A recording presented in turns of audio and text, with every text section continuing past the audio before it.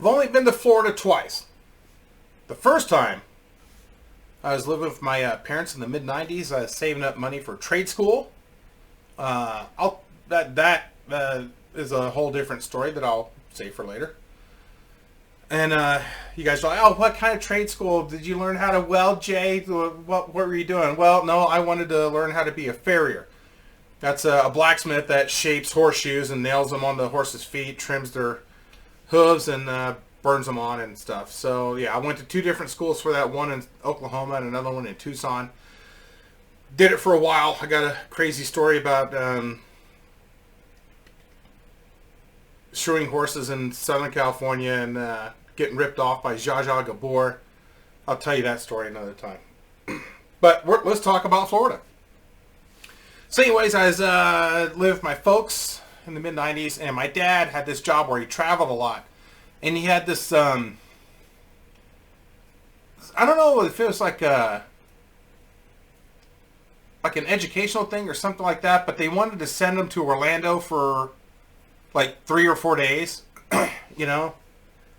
And he was able to talk them into saying, hey, can I bring my wife and my son too along? You know, we'll just, if the hotel costs a little bit extra, we'll pay it, whatever. And they were fine with it. So we went to Orlando. I'd never been to Orlando before. And very touristy. We had a pretty good time. But before we got there, I was walking my dog through the neighborhood. Every day we'd do the same lap around the neighborhood a couple times. And there's this house that was kind of on this corner and had a really steep driveway, and the house was kind of on the hilliest part. And it was a second 2-story house. And every now and then, whenever me and the dog, we'd walk by, there'd be a young lady, but my age, in the window. I'm not young anymore. Neither is she. But at that time we were. And she'd be in the window. She's blonde. And she'd be brushing her hair and watching TV or something. I wasn't like a fucking peeping Tom or anything. I just noticed it because the blinds were open and we're walking down the sidewalk. You can't miss it. I'm not like Marty McFly climbing up the tree, tying the dog to the fucking post. There's just something I'd notice every now and then for a couple years. And sometimes I'd see her out mowing her yard and stuff, and I'd say hi. And she knew I lived like a few doors down, you know. I mean, we didn't really have a lot of conversations or anything like that. We were just cordial with each other and everything. I nicknamed her Rapunzel because she had long blonde hair and she lived up in the fucking tower and brushing her hair and shit. So I'm going by Rapunzel's place with the dog. And she's out front mowing the lawn. And she ran out of gas or something. She's trying to get it going again and stuff. And she's like, hey, how's it going? And I'm like, oh, good. And we just got to talking. And I just said, yeah, I'm trying to walk the dog as much as I can before we leave on a trip. We're going to Florida. And she said, really? What part? And I said, Orlando. And she said, I'm from Orlando. I said, really? And she says, yeah. And I said, well, what's fun to do out there that's not really too touristy? Like, I know there's Disney and Universal and stuff like that. You know, like, I like to hit up, like, the places where the locals go. And she said, you got to go to Church Street. I said, Church Street, okay. What's up with Church Street? And she said it's a cool place, music and food and stuff, and it's really kind of hip and cool. But there's this haunted house you got to check out. And it's called Terror on Church Street. And I remember that. Terror on Church Street. Okay. All right. And she said, trust me, it'll blow away Disney, everything else in Orlando. You got to go to this haunted house. I said, okay. I'll remember that. Well, we flew to Orlando and got situated. And my dad's working like 10, 12-hour days. My mom and I are just kind of hanging out by the pool, getting some drinks, and not much going on. And I told her about Rapunzel, tell me that go check out Church Street. And she said, well, let's go check it out. So we took a cab, got dropped off at Church Street, and it was awesome. I mean, I've never been to Bourbon Street in New Orleans, but I imagine it's kind of like that. Really cool stuff going on over there. And we got lunch, and we asked around, like, where's this Terror on Church Street, this haunted place? And everybody said, oh yeah, it's just down here, you can't miss it, blah, blah, blah. And sure as shit, you couldn't miss it. It was a big, huge, like, Victorian mansion. It looked like the house from the Munsters or the Addams Family. It was big. Had a big sign out front, Terror on Church Street. So we show up there, and we go inside, and there's rules. No running. No separating. Don't leave your group and stuff. I'm like, okay, what the fuck is this about? And it was like $15 a person. And so like, all right, we'll check this out.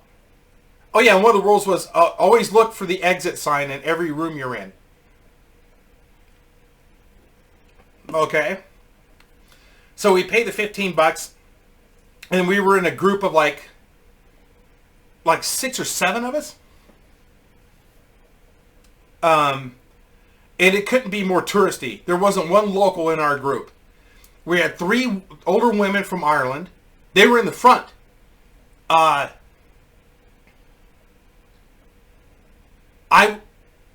was behind them. My mom was behind me. There's a gigantic lurch-looking guy from Germany there. He didn't speak English. And behind him was a married couple from Japan that were there on their honeymoon. They didn't speak English either. So, let me get to the point here. Each room is like an escape room, but you don't have to figure out a puzzle. You just can't shit your pants. You just got to look for the exit sign and go out that door. And each room is themed off a popular horror movie. It was incredible. And the rules were, you put your hands on the shoulders of the person in front of you. You can't run. You can't like grab them, and you have to just walk. You're like a little human train walking through these rooms. You open up the door, you see what's happening, and you look for the exit door, and you go out. They had these actors and stuff in these rooms. It was incredible. One room that we went into, I don't remember the order that it was. Oh my God, it's so long ago. Ralph. Sorry if I offend anybody named Ralph watching this. We went into one room. It was you open up the door, and we walk in, and it's a jail cell. You know, you're on the outside of the jail cell, and in the middle was like a cot inside of it, a sink and everything, and a guy in an orange jumpsuit, and he looked just like Hannibal Lecter. And he's just staring at you when you walk by, and he's got that fucking Hannibal Lecter stare. You have to walk around the entire jail cell to get to the door to get out of there. And once we got 3/4 of the way out, you hear this ka-ting, and then and the fucking door opens up, and he runs out there coming at you. So that was awesome. God, what was another room that we went into? Oh, the Exorcist room. It was the same kind of thing. You had to walk around, open up the door. There's a bed there, and there's a. This was nuts. There was a gal that was what's her name from The Exorcist, and her head kind of spins around and stuff, and she like starts laughing and shit, and she's on some cables. She's wearing a harness that you can't tell. Then once you get halfway around her bed, she flies up, hits the ceiling, and then comes back down and starts like laughing and spitting green shit at you and everything. That was fucking freaky. God, what was another one? There was like some kind of oh God, it's been so long. It was so much fun. So we're going through all this stuff,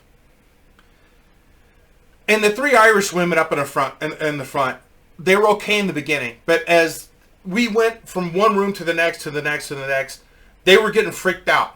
Jesus, Mary, Joseph, you know, they're freaking out and stuff, and they're holding up they're holding up the line. We can't advance, and the people are in the back are getting freaked out. We're like, fucking go, let's get out of here. And so they elected me to be in the front. So now I'm in the front. The 3 Irish women are behind me. Then there's my mom behind them. This huge German guy. And this Japanese couple on their honeymoon. And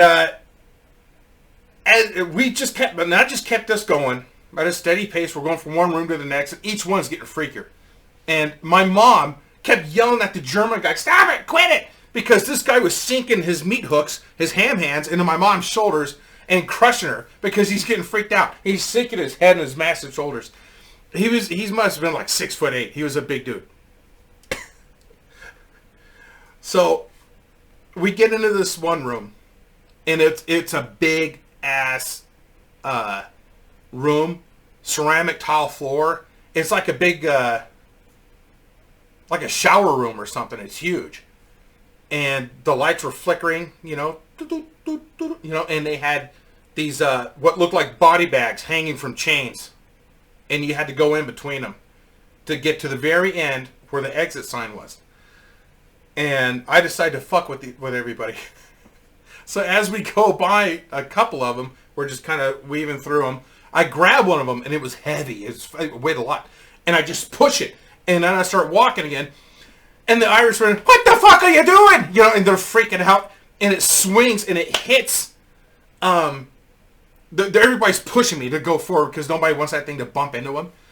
Well, it hit the fucking guy in the very back. The guy, the couple from Japan. It hit him, and he jumped in the air and did a spinning back kick to it, blasted it. His wife's fucking laughing at him, and he was like fucking like this, and he's like telling her that he's like frazzled and shit. She's just laughing and stuff, and so we keep going. Now this is the end of it at this point. We get to the end, the exit door. It's like fucking red light, green light with this shit. Like fucking that Korean show. Open up the door, and it's just a long hallway, about 100 feet. And there's no room. You're just in a long hallway. It's dark. You can see a light at the end where the exit door is. We're like, okay, well, we reached the end. And we did. That was it. We get halfway through it. That door opens, and a guy comes out of it into the hallway, facing us, maybe like 50 feet away. And it's a guy that's dressed up like Leatherface. He starts laughing, and he's got a chainsaw, and he fucking and he gets that chainsaw going. He starts running down the hallway towards us, and he's coming at me because I'm in the front. I stop. I'm like, what the fuck is this guy gonna do? It was a real chainsaw. And he comes up and he stops and he fucking does an overhead to like get me with the chainsaw. I grab his wrists and he's really struggling with me. And I can feel the exhaust from the fucking chainsaw engine blowing on my face. I'm like, this guy's got a real fucking chainsaw. Well, I knee him right in the bagpipes and I shove him up against the wall. The guy had a cup on too, because I guess it's happened before. And everybody behind me starts running towards the fucking exit to get out of there.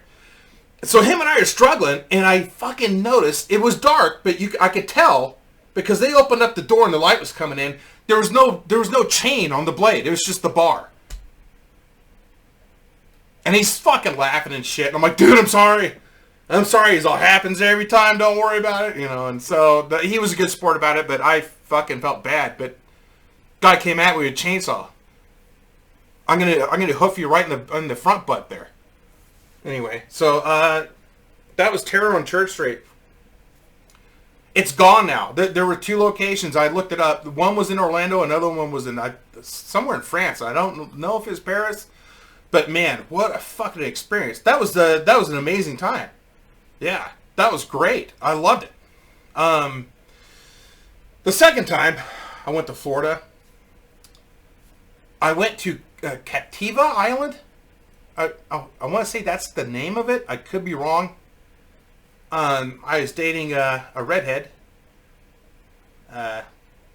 the underwater specialist.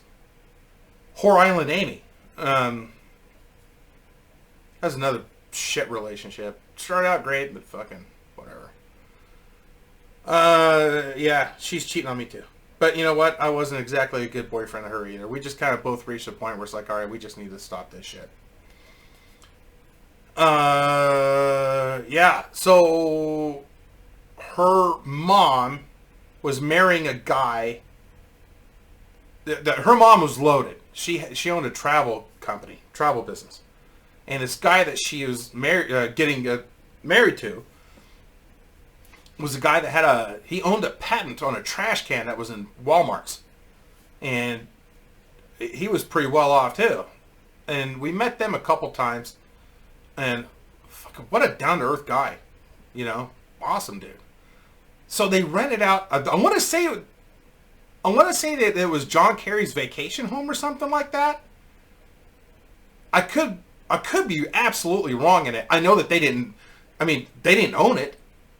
But we flew out there to this island, and for this wedding, you know, on the beach and stuff. It was nice. It was awesome. And first thing I did is when I got there, I put on my shorts. I grabbed a bottle of Sailor Jerry, and I ran out to the beach, out in the water. And there was a sandbar that was like a football field away, practically, you know, from the beach, because I could kind of see it, you know.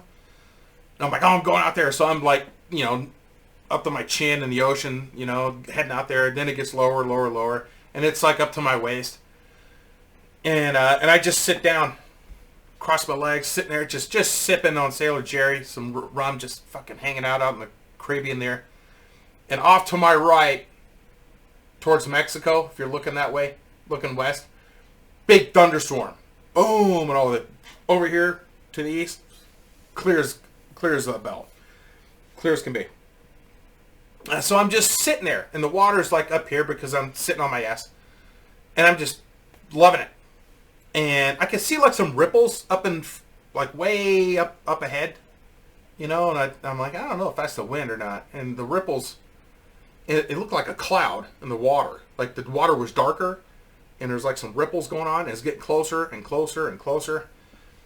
I'm like, what the fuck's going on? And I started looking, and I looked back to shore, and I'm like, fuck, it's too late for me to try and run away. I don't know what this is, but I'm just going to sit here and not move. So I'm sitting there holding my bottle, Sailor Jerry, and is a huge school of stingrays. And I was right in the middle of their path. And as they like went around me, I could feel their wingtips touching me like all over, like everywhere, as they went around me. They didn't Steve Irwin me or nothing, as you can tell. I mean, I'm still here, obviously, but yeah, I fucking damn near crap myself in the ocean there in a big ass school of stingrays. I got really sunburned, and there's an aloe plant on the side next to the guest house. The mother-in-law broke off some stalks, slathered myself in aloe, and my girlfriend at the time thought it was stupid, but it was the right thing to do because I was fine. And yeah, it was an awesome wedding. It was fun, and had a good time, and yeah, we ended up breaking up later. Yeah, so yeah, fucking Florida's awesome. Like, I go there again. Really hot and muggy, lots of bugs and shit like that, but I actually liked it. So anyways, alright, well, I hope you guys enjoy this story. High fives and boners. If you did, hit like, hit subscribe. Keeps my channel going. And yeah. I'm going to go to Florida again.